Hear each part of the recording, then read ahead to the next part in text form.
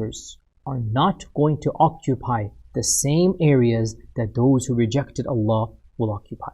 And the believers will not be dragged into Jahannam the way that those who rejected Allah will be. And the believers will not be made deaf, dumb and blind. And the believers will not even be punished in the same manner as those who rejected Allah and His Messenger. Not same are those who believe versus those who reject. La yastawi, not at all. They are not the same. Those who believe in La ilaha illallah, even if they commit sins, versus those who reject the kalima. Also, the interesting point over here as well is that the justice, the infinite justice of Allah subhanahu wa ta'ala is demonstrated over here as well, that the people, that the believers are going to benefit from safety and security to the very end. And then if they're not worthy of crossing over, then they're going to be taken into Jahannam. And of course, they'll be taken in by the hooks coming in and making them fall into Jahannam.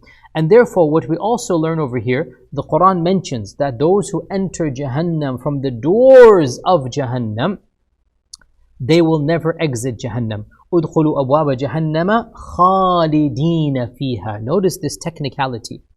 Enter the doors of Jahannam to remain therein forever. Somebody can say, if they read this verse, how can Allah say remain therein forever when there will be groups of people, as we just heard in this hadith, that Allah Azza wa Jal will save and they will enter Jahannam? And the response is, they will not enter Jahannam through the door, through the gates of Jahannam. No, the gates of Jahannam are reserved for the worst of the worst.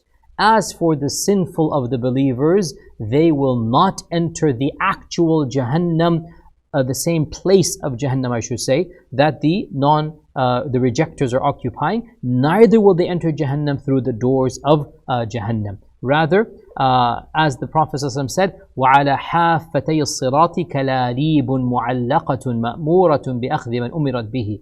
On both sides of the sirat, there will be hooks that are going to be taking those whom Allah command them to take. So, people are crossing. And by the way, notice the infinite justice of Allah, that even the speed of crossing and the manner of crossing will be dependent on piety. And I think it's interesting, by the way, the physics side of me likes this, that the Prophet ﷺ said in the hadith in Bukhari, so the first will go as fast as lightning. So he made the speed of light the fastest, right? Which is interesting, those who know. And then others after this, then the speed of the wind, and then the galloping horse, and the bird. So all of these are mentioned there. But it's just interesting, when he wanted to set the bar as the highest, he said, they shall cross at the speed of light, kal-barqi, which is lightning. That's the fastest speed. So according to one's iman, there will be those that are running, trotting, jogging. Now obviously, the faster you're zooming, the less chance the hooks to catch you. And so when you're going super fast, the hooks are not going to catch you. Then slowly people are going to become slower and slower and slower, until there will be those that are just dragging. There will be those that are crawling even. There will be those that are literally on their fours, the crawling with, and all of this will be proportional to their good deeds and their iman. And so be careful, dear Muslims. Your piety and your good deeds will help you in this world all the way until the next and in Jannah. Always. Iman and taqwa will always benefit you. And you want to cross the sirat at lightning speed. So make sure you have the light of this dunya, the light of hidayah, the light of the Quran, the light of dhikr. Make sure you do whatever you can in this world to do that. Back to our point here is that the people are going to be crossing at various speeds, and then some people, as the Prophet ﷺ said, that makdushun, that some of them are going to be scratched. And this is the final aspect of punishment. There will be those who deserved a little bit of punishment, but still to go to Jannah. And this is it now. The hooks are going to come and scratch them. That punishment was for their backbiting, or their betrayal, or their hurting other people, or they did something that they deserve that last bit, because Allah's justice is infinite. But their good deeds were good enough to get them through. So there will be those that are scratched, and we don't want to be scratched by the thorns of Jahannam. But still, they're going to get in. And then there will be those that the hook comes and grabs them and literally drags them down. And that is definitely not the category we want to be in. And we already mentioned that the fact that they're dragged from the sirat, it indicates the place that they're going to be is a different place. Now also, very interesting point here, and that is that, so then there's going to be, lots of people that fell over from the sirat. And there are going to be others that have crossed over to the sirat. Every single person will then do a check.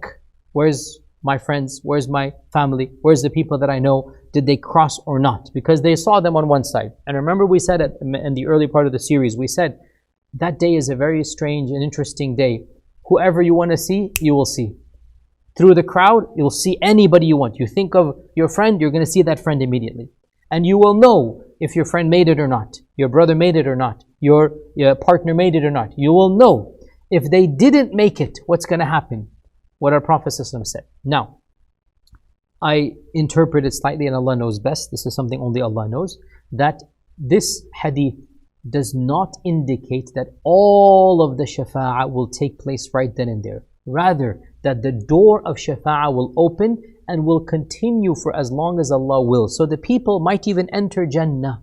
And at some point in time, they will think of somebody whenever Allah wills, and then they will make shafa'ah later on. It does not necessarily indicate that before they get to Jannah, everybody is saved, because that doesn't make sense. People are going to be punished for different time frames in Jahannam. Rather, this is, and Allah knows best, it is my interpretation, and Allah knows best. Rather, what this indicates, the doors of shafa'ah will open up after the bridge is laid out. That's what it means. That after this point in time, for however long Allah wants, people will continue to remember their relatives, their friends, their business partners, their colleagues, their acquaintances. They'll think of somebody whenever Allah wants them to think of. And then when they think of that person, maybe even before entering Jannah, maybe even after Jannah by a period of time, they will argue with the passion and with the sincerity that you can't even imagine, as our Prophet ﷺ said. And why would you not? Now that they're safe and they know they're safe, now they have the right to beg and plead to Allah for their brethren.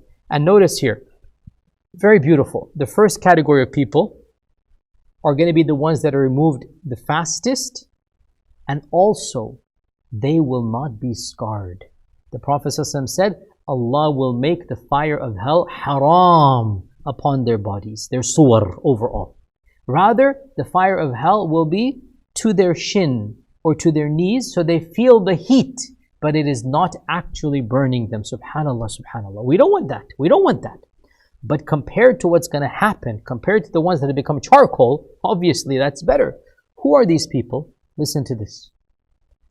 They will say, the believers, "Oh Allah, those groups, they prayed with us, fasted with us,